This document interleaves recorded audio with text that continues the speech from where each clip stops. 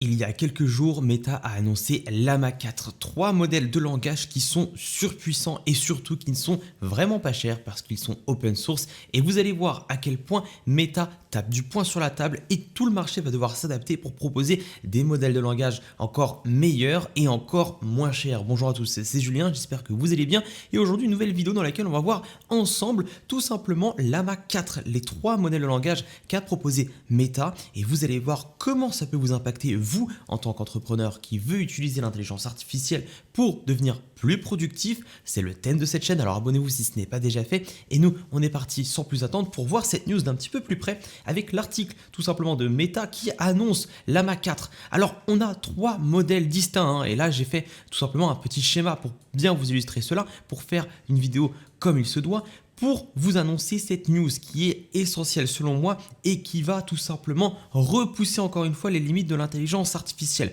Bref, globalement, on a pas mal de choses à décortiquer ici et surtout, on a le tweet de Meta qui a annoncé cela il y a 4 jours à peine et si on le traduit, on peut voir qu'on a quand même quelque chose de très solide avec un modèle de 10 millions de tokens en termes de fenêtres contextuelles. On aura également trois modèles comme je vous ai expliqué et surtout des choses qui battent les plus grands modèles à ce jour. Bref, pour bien commencer, je vais tout vous montrer directement sur Miro. Alors, Llama 4 se décompose en trois modèles distincts. Llama Behemoth, Llama Maverick et Llama Scout. Donc je suis désolé si j'écorche un petit peu le nom de la grosse intelligence artificielle, du gros modèle de langage Behemoth, mais ce n'est pas le sujet, mon accent c'est vraiment pas ce qui compte et c'est pas ce qui va tout simplement changer la donne. Par contre, ce qui va changer la donne, c'est un modèle comme Llama 4 Scout qui va avoir 10 millions de tokens en termes de fenêtres contextuelles, ce qui est tout simplement fou. Et là ici, on a une technologie assez intéressante. On peut voir que ça parle d'experts et si vous êtes abonné à la chaîne depuis un petit moment et que vous avez vu pas mal de vidéos, vous savez très probablement ce que ça veut dire. On est sur une architecture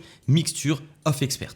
Je vais y revenir juste après et de toute façon on va en parler tout le long de cette vidéo, mais sachez que Llama 4 a été conçu de façon multimodale, c'est-à-dire qu'il comprendra aussi bien les vidéos que les images que les textes de façon native, sans avoir besoin de passer par d'autres technologies. Ok. Alors ce qu'il faut comprendre, c'est qu'avec Llama 4 Scout, on a quelque chose qui va retenir en mémoire 5 millions de mots, ce qui est tout simplement colossal. Et pour vous donner un petit indicateur, Gemini était au top du classement avec Gemini 2.0 Pro expérimental qui propose une fenêtre contextuelle de 2 millions de tokens. Avant c'était 1 million de tokens, ils ont doublé la donne, enfin la chose, mais là, Llama, de façon open source, propose Llama 4 Scout avec 10 millions de tokens. Llama 4 Maverick aura, lui, 1 million de tokens en termes de fenêtres contextuelles, ce qui est tout simplement énorme, avec 400 milliards de paramètres. Llama 4 Scout aura 109 milliards de paramètres, et tenez-vous bien, Llama 4 Behemoth aura 2000, c'est même pas habituel tellement que ça arrive très peu, mais 2000 milliards de paramètres, ce qui est énorme et ce qui est colossal. Évidemment, ce n'est pas toutes les machines qui pourront faire tourner ce genre de modèle et dans cette vidéo, je vais vous montrer comment vous allez pouvoir utiliser Maverick ou encore Scout parce que actuellement, il n'est pas disponible Behemoth. Et ce qu'il faut savoir sur ces trois modèles, c'est que pour faire Maverick et Scout, ils ont utilisé le plus gros modèle. Ils ont fait de la distillation de modèles. Ils sont passés d'un gros modèle de 2000 milliards de paramètres, je vais vraiment pas y arriver, pour passer à des modèles plus petits et peut-être plus spécialisés, avec par exemple la Llama 4 Maverick qui a 128 experts. Alors pourquoi on parle d'experts? Eh bien là, je pense que vous allez vite comprendre. On parle d'experts parce qu'en réalité, quand vous allez poser une question, en l'occurrence à Llama 4 par exemple, une question qui va faire intervenir un calcul mathématique, mais aussi une compréhension de la physique, par exemple au niveau de la circonférence de la Terre ou ce genre de choses, là on va interroger différents experts. En l'occurrence, une question du type combien de temps faudrait-il pour faire la distance Terre-Lune en voiture, en Clio 4 à fond par exemple. Là, on devrait calculer tout simplement distance Terre-Lune et regarder les kilométrages de la voiture, etc. Enfin, le kilomètre-heure maximal de la Clio 4 par exemple. Bref, tout cela pour dire que là, il y aurait des experts, par exemple, en physique et en mathématiques qui seront interrogés. Les experts les plus adéquats pour répondre à la question seront sollicités, tandis que les autres ne seront pas sollicités. Par exemple, pour la créativité, là, on n'aurait peut-être pas besoin pour cette question. Et c'est pour cela que si on regarde la page de Meta, quand ils proposent et qu'ils parlent de leur modèle, ils disent que, par exemple, Maverick aura 17 milliards de paramètres actifs. Pourquoi des paramètres actifs? Parce qu'en réalité, en moyenne, il va utiliser 17 milliards de paramètres pour répondre à une question, bien qu'il ait en sa possession au total 400 milliards. Et ça permet d'économiser tout simplement des ressources pour ne pas utiliser à chaque fois 400 milliards de paramètres. Bref, comprenez ici que la Mixture of Experts, c'est une technologie, c'est une architecture qu'a utilisé notamment Mixtral avec Mixtral 8x7b ou même encore avec d'autres modèles avec beaucoup plus d'experts. Concrètement, devant nos yeux, nous avons une famille de modèles de langage qui est surpuissante et qui a des spécificités comme Scout qui aura un grand contexte, tandis que Maverick aura énormément d'experts et pourra tout simplement être très efficient, choisir les bons experts pour répondre à une question. Bref, on a quand même quelque chose avec des tailles différentes. Si on regarde les différentes tailles de modèles avec Behemoth ou encore Maverick ou Scout, on peut voir qu'il y a une grande différence. 2000 milliards de paramètres, 400 milliards de paramètres et 109 milliards de paramètres au total. Évidemment, on aura des performances différentes, mais très intéressantes. Alors on va commencer avec le plus gros modèle qui n'est pas encore disponible, mais par exemple comparé à Gemini 2.0 Pro sur le test de MMLU Pro, une série d'énormément de questions dans 56 ou 57 domaines académiques différents, donc des questions très larges dans tous les domaines, on peut voir que là, la Mach 4 est à 82,2% de taux de réussite contre 79,1% de taux de réussite pour Gemini 2.0 Pro. Et là, c'est quelque chose quand même. On est sur un modèle qui est open source, disponible pour tous, qui bat un modèle fermé Gemini 2.0 Pro. Mais avec le test MMLU classique, on a 85,8% de taux de réussite contre 85,1% de taux de réussite avec GPT 4.5. On ne parle pas de 4O ici, on parle de 4.5, la nouvelle version.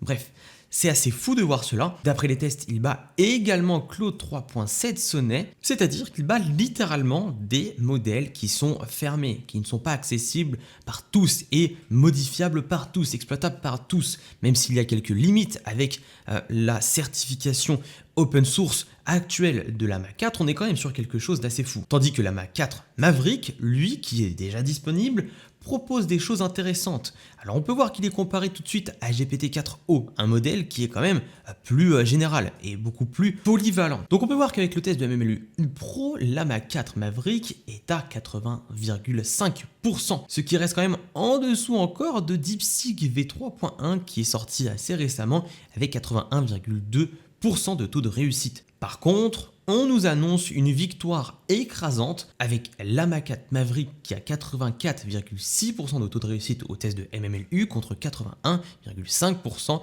pour GPT-4o d'OpenAI. Open qui voulait dire ouvert, l'IA pour tous. C'est pas encore pour aujourd'hui au vu du fait qu'il ferme tous les modèles. Mais une chose qui est intéressante par contre ici, c'est que la Mach 4, là on a un coût qui est annoncé pour 1 million de tokens en input et en output. On peut voir que là, les prix tournent autour des 19 cents jusqu'à 49 cents, contre 4,38$ pour GPT-4o. Et ça veut dire quelque chose d'assez extraordinaire pour vous si jamais vous voulez implémenter l'IA dans votre boîte. Grosso modo, il faut voir que ici, on est quand même sur un modèle polyvalent, Maverick est vraiment polyvalent, tandis que Scout, lui, sera plus rapide et aura du coup une fenêtre contextuelle qui sera démoniaque.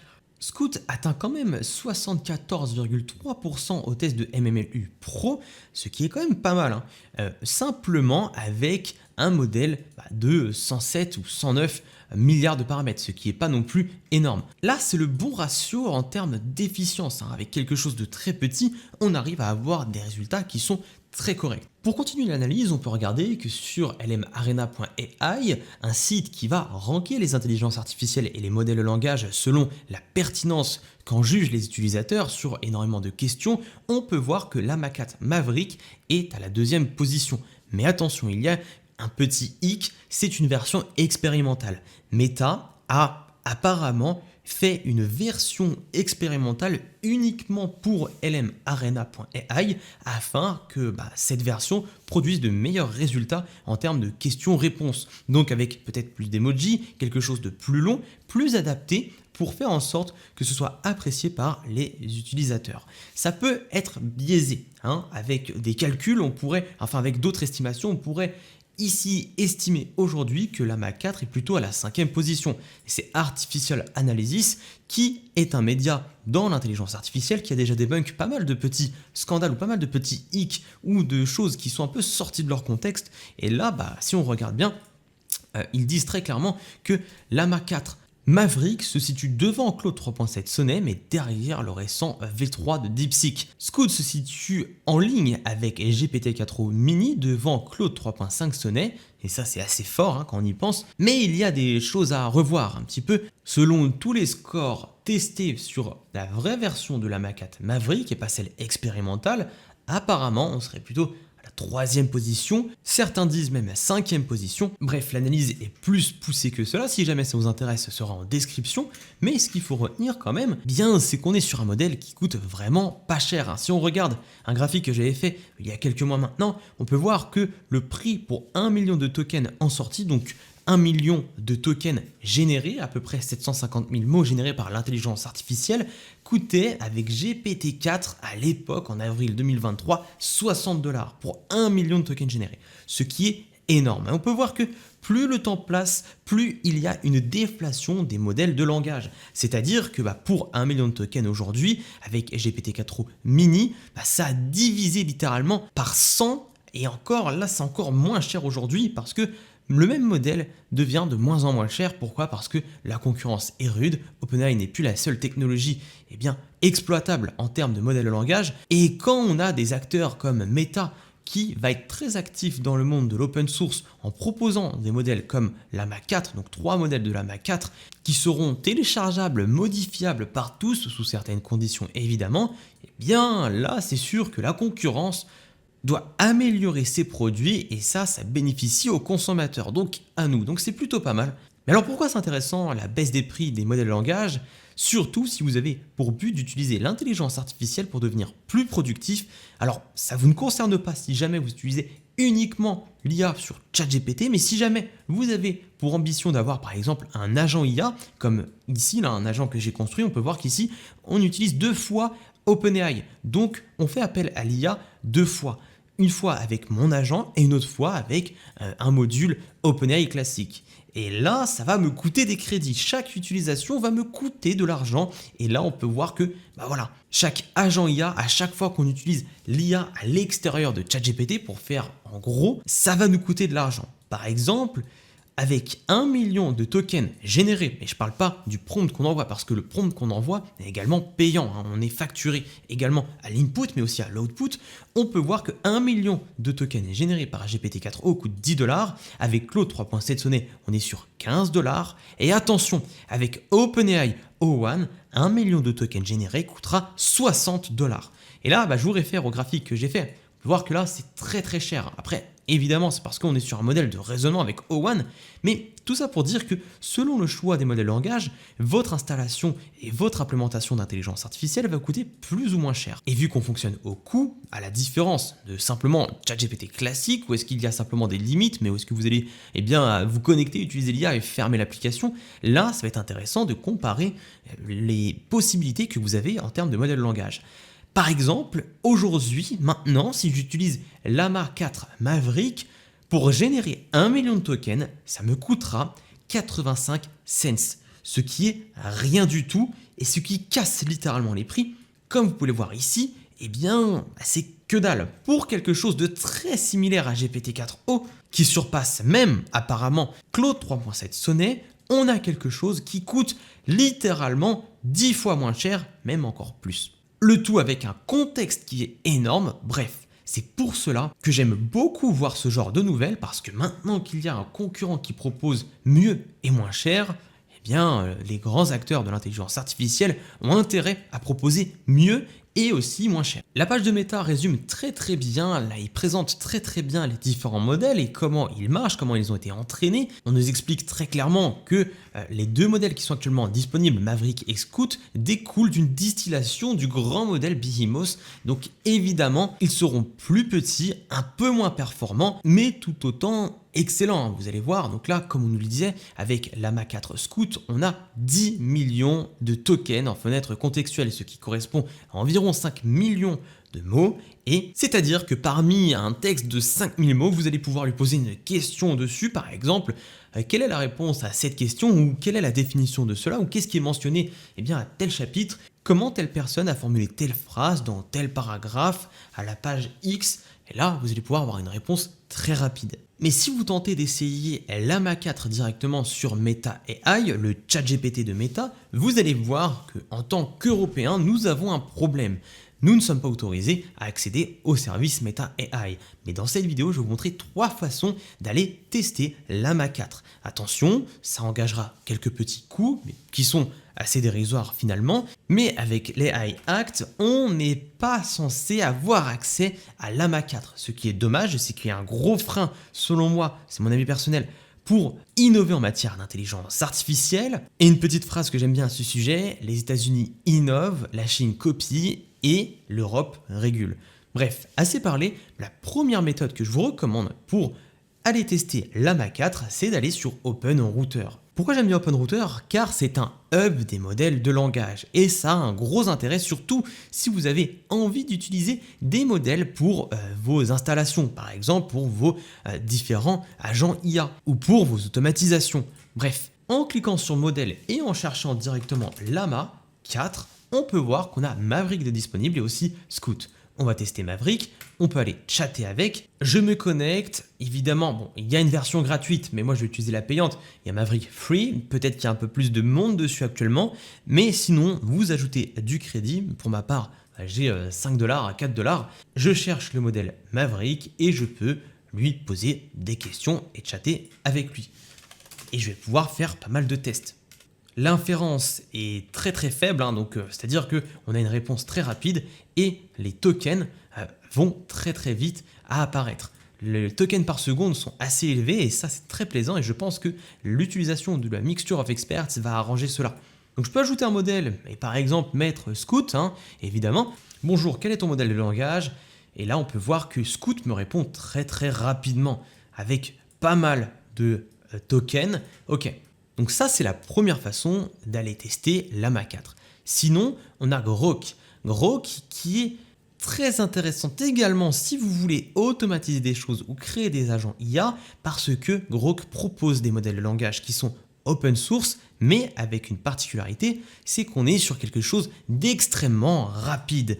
La société Grok n'utilise pas des CPU, mais utilise des LPU, des Language Process Unit, des composants qui sont littéralement fabriqués pour comprendre et pour accepter les modèles de langage et pour traiter en réalité les demandes. Donc là pareil, si je lui dis bonjour et que je lui envoie, ok, donc là ça va très vite, token par seconde 500. Rédige-moi la définition de l'AGI et attention, là on va envoyer.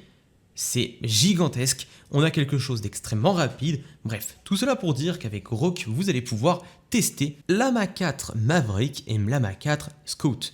Dernière façon d'aller tester l'AMA 4, c'est d'aller sur replicate.com qui va mettre à disposition beaucoup de modèles de langage, mais aussi d'autres intelligences artificielles comme de la génération d'images ou de la modification d'images.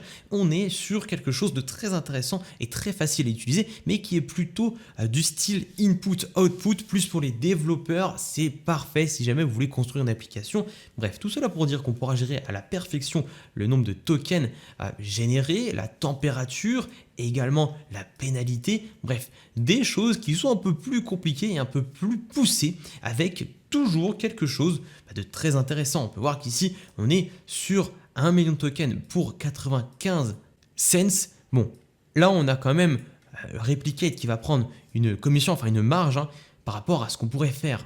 On pourrait encore l'avoir moins cher. Mais là, en gros, on va payer pour l'utilisation des cartes graphiques, enfin des CPU, donc des processeur, et là, boum, on a quelque chose qui a été généré avec quand même 5 fois moins de tokens par seconde que sur Grok, mais on utilise bel et bien Llama 4. Donc voilà, 3 solutions pour aller tester Llama 4, et maintenant, je vais tester devant vos yeux et comparer Llama 4 Maverick avec GPT-4o ou ce genre de modèle. Donc c'est parti, je vais prendre quelques points. Allez, pour ce test, je vais commencer par de la rédaction pure et dure. On va demander à Llama 4 et à d'autres intelligences artificielles de rédiger un article de blog sur les reptiles pour tout simplement faire du SEO. Donc on a quand même un prompt qui est assez poussé avec une structure de l'article, contexte, objectif et directive d'écriture.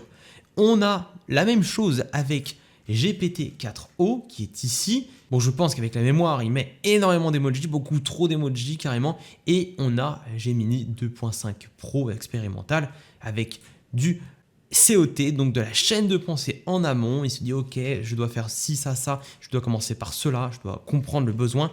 Ok, donc on va comparer tout. Découvrez le monde fascinant des serpents, une exploration des différentes espèces. En tant que fan de reptiles, vous êtes probablement déjà conscient de la diversité incroyable qui existe au sein de ce groupe d'animaux fascinants. Ok, donc petite introduction, sympa, introduction aux serpents. Plus de 3000 espèces de serpents se trouvent sur tous les continents sauf l'Antarctique. Différentes catégories, venimeux, mais aussi ceux qui sont inoffensifs. Exemple d'espèces de serpents fascinants, python réticulé, cobra royal, serpent à sonnette. Bon, c'est quand même assez léger, hein, je dois être honnête. Pour le coup, GPT-4o est assez similaire, je dirais qu'il est même moins pertinent, il y a beaucoup trop d'emojis, mais ça c'est plutôt de l'ordre de la personnalisation par rapport à mes sessions. On apprend quand même peut-être plus de choses hein, avec GPT-4o ici, hein, avec les familles les plus connues. On a un exemple en plus de serpents. Une statistique intéressante, environ 15% des espèces de serpents sont venimeuses. Bon, on obtient peut-être un peu plus de choses avec GPT-4o. Et concernant Gemini 2.0 Pro, donc là on fait vraiment quelque chose de poussé avec un modèle qui est très poussé et excellent. Et là, carrément, on a un vrai article de blog qui a été généré avec beaucoup plus de contexte, beaucoup plus de tokens carrément. On nous parle également de familles, donc on nous présente 2 ou 3 familles différentes, les experts du venin, donc c'est construit différemment, mais pour la rédaction évidemment, là Gemini 2.5 Pro est mieux, même si évidemment, voilà, là on est sur un modèle qui est au-dessus inévitablement avec plus de tokens, enfin plus de paramètres, etc. Et maintenant, une chose que j'aime bien faire avec le modèle de langage pour voir leurs connaissances qu'ils ont emmagasinées, c'est de demander ici à Llama 4 Maverick de m'expliquer tous les principes du livre Influence et manipulation de Robert Cialdini. Et pour cet exemple, je vais partir avec Gemini 2.0 Flash, quelque chose de beaucoup plus intéressant pour une comparaison, vu que on est sur à peu près la même taille de modèle. Les emojis sont vraiment horribles hein, sur ChatGPT. À chaque fois, je désactive la mémoire, mais à chaque fois, il réactive. De plus en plus de problèmes avec mon compte ChatGPT.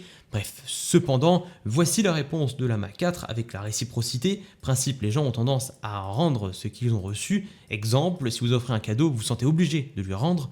Avec une application, j'aime beaucoup ce principe de liste à puces, principe, exemple, application, engagement et cohérence, preuve sociale, autorité, sympathie, rareté, bref. 6 points intéressants. La réponse est peut-être moins développée avec GPT-4o, comme on peut le voir. Et concernant Gemini 2.0 Flash, alors on est bien, mais je trouve pas cela assez intuitif. Donc on n'a pas de catégorie avec principe, exemple, application, chose que j'ai retrouvée directement sur Llama 4. Et maintenant, petit problème de mathématiques pour voir un petit peu les compétences. Ici, on dit qu'on a 270 000 euros de côté, placés sur 3 comptes, et on doit déterminer le nombre d'euros sur le compte C. La réponse est de 49 500 euros, et on va voir si Llama 4 va trouver. Ok, il a trouvé assez rapidement, avec un détail, un bon détail, calcul du montant sur le compte A, ensuite B, et on va déterminer ce qu'il y a sur le compte C. Donc, intéressant de voir cela. Bon, GPT-4o, on sait qu'il va le faire, hein, évidemment.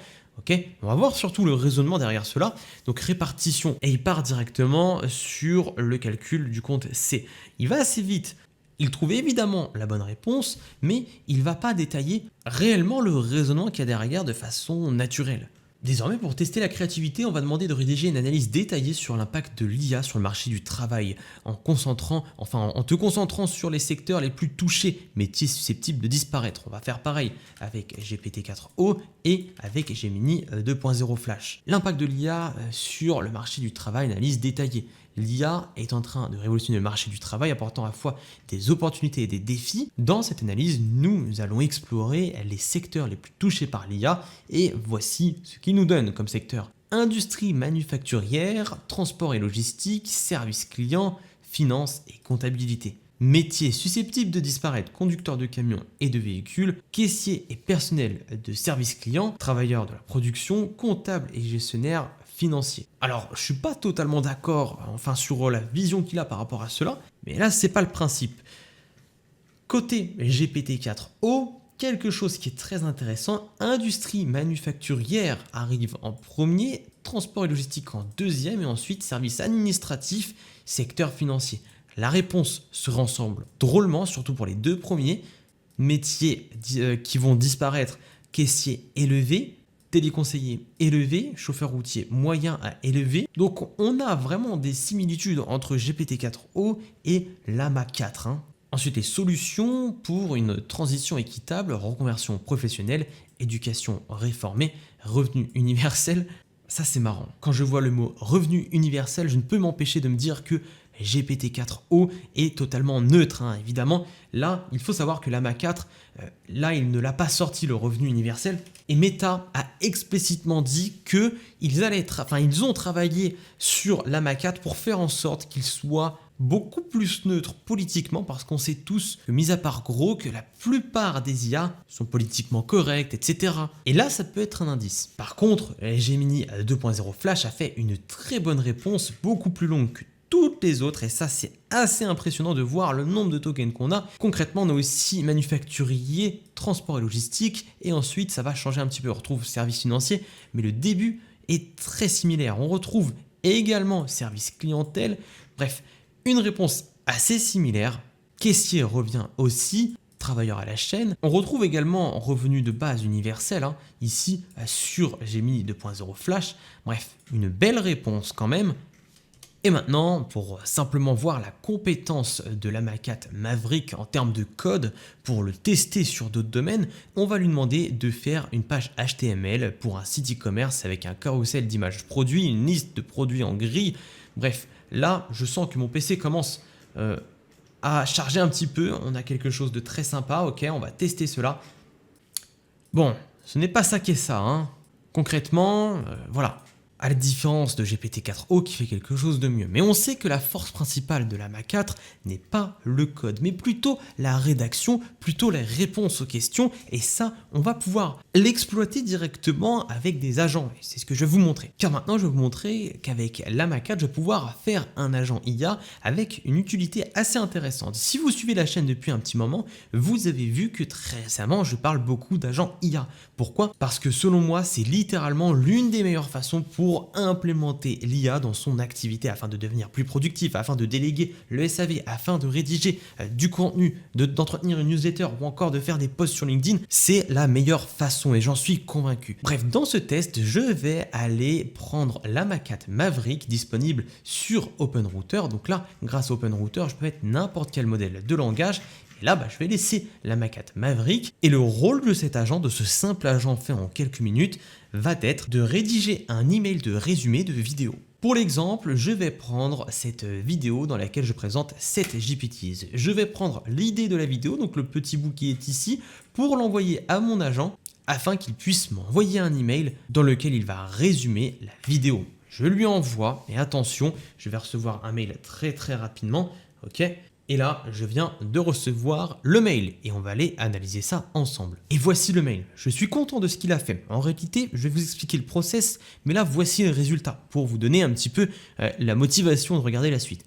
On a sujet abordé, découvrez 7 GPTs impressionnantes à connaître en 2024 pour booster votre productivité et on a les points clés avec tous les GPTs que j'ai présentés. Donc, les 7 GPT. Un résumé rapide et efficace qui est possible grâce à cette chaîne qui est assez facile en réalité. Alors en gros, pour vous résumer, j'ai envoyé l'idée de la vidéo à un outil, à une API qui fait de la retranscription de vidéos YouTube. À partir d'une idée de vidéo YouTube, il est capable de m'envoyer tout le texte que j'ai tout simplement dit dans la vidéo. Ensuite, cette retranscription, elle est nettoyée parce que là, on a les timecodes qui sont mis à chaque seconde et c'est un petit peu ennuyant parce que sinon, on va envoyer trop de contenu directement à OpenAI. Là, ce que j'ai fait, c'est que je l'ai nettoyé grâce à un simple code et ensuite, le tout a été envoyé à l'agent qui a une consigne très claire. Hein. Tu es l'assistant IA qui aide Julien IA, créateur de contenu, à résumer ses vidéos. Julien t'envoie une retranscription brute de ses vidéos et ta mission est de transformer le tout en email HTML clair, esthétique et professionnel. Et là, Llama 4 a très bien fait son boulot et m'a envoyé l'email. Mais on peut le faire avec cette vidéo, est-ce que j'en présente 10? Et bingo, en quelques secondes, j'ai donc mon email de résumé de vidéo où est-ce qu'on a tous les points clés, donc c'est-à-dire tous les GPT que j'ai présentés. Un gain de temps phénoménal et je sais que c'est ça que vous recherchez avec l'intelligence artificielle, surtout si vous avez une activité. Pareil pour cette vidéo qui date de 10 mois où est-ce que j'ai présenté des news avec Google qui a présenté pas mal de choses. On peut voir qu'en quelques secondes, j'ai réussi à générer un résumé très intéressant avec Gemini Advanced, avec une fenêtre contextuelle de 2 millions de tokens, intégration de Gemini dans Workspace, les agents IA de Gemini et de Google, le projet Astra, Imagen 3, bref, on a tout ce qui nous intéresse dans la vidéo qui a été résumé en quelques points seulement et ça c'est magnifique. On peut donc dire merci Llama 4. Pour conclure, Meta me rend encore plus optimiste quant à l'intelligence artificielle et sa démocratisation parce que ils mettent réellement un coup de pied dans la fourmilière pour dire à tout le monde on propose quelque chose de moins cher, même presque gratuit et en plus mieux que vous, alors réveillez-vous. Et ça va profiter à nous tous. On aura des modèles de plus en plus performants, de plus en plus accessibles. Et si jamais vous voulez des conseils pour implémenter l'IA dans votre activité, je vous invite à vous inscrire à ma newsletter. Je vais envoyer énormément de valeur, alors abonnez-vous dès maintenant pour ne pas louper les mails qui vont arriver. Abonnez-vous à ma chaîne si ce n'est pas déjà fait. Et nous, on se revoit la prochaine pour une nouvelle vidéo. C'était Julien.